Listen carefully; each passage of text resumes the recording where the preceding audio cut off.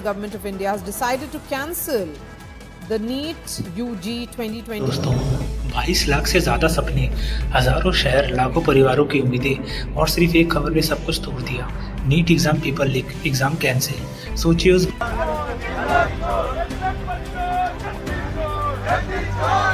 Commercial exam 7 साल में 70 बार पेपर लीक। प्रोफेशनल एग्जाम्स को आपने कमर्शियल एग्जाम से बदल दिया। सब कुछ कंट्रोल में रोहित। सर हम इस वक्त भारत के सबसे सुरक्षित जगह पर खड़े हैं। Appearing once again makes it more stressful. हज़ारों शहर, लाखों परिवारों की उम्मीदें और सिर्फ एक खबर ने सब कुछ तोड़ दिया। NEET exam paper leak, exam cancel. सोचिए उस बच्चे के बारे में जो सुबह 4 बजे उठकर पढ़ता था, जिसने दोस्तों से दूरी बनाई, मोबाइल छोड़ दिया, त्योहार छोड़ दिए, माता पिता ने फीस भरने के लिए कर्ज तक लिया और फिर परीक्षा देने के बाद पता चलता है कि पेपर लीक हो गया। आखिर गलती किसकी है? उन बच्चों की जिन्होंने ईमानदारी से मेहनत की, या उस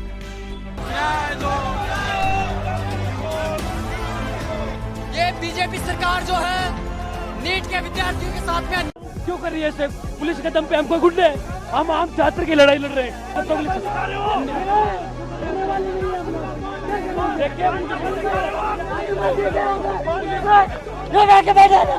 सर पेपर लीक पे क्या बोलेंगे? सर पेपर लीक पे सर सीबीआई इंक्वायरी की जाए।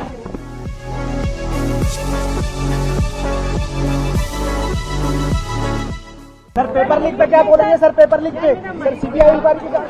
सर जिस तरीके से 2024 में नीट पेपर लीक हुआ, अभी पेपर लीक हुआ, हर साल पेपर लीक हो रहा है और प्रधानमंत्री और धर्मेंद्र प्रधान बने हुए हैं, उन्हें इस्तीफा देना चाहिए।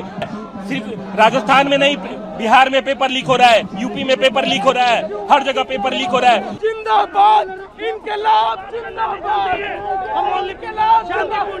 लाखों युवाओं की आवाज, बीजेपी सरकार की पुलिस, लाखों युवाओं की आवाज।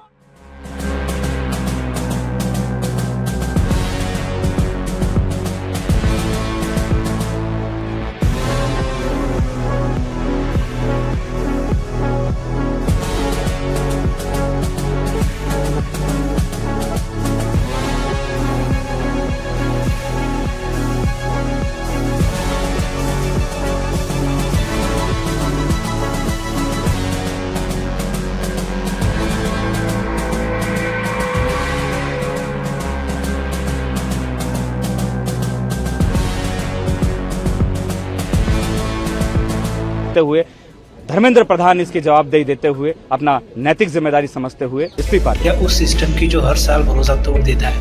नीट सिर्फ एक एग्जाम नहीं है, यह करोड़ों परिवारों का सपना, एक मिडिल क्लास परिवार का भरोसा है कि उनका बच्चा डॉक्टर बनकर घर की आदत बदल देगा।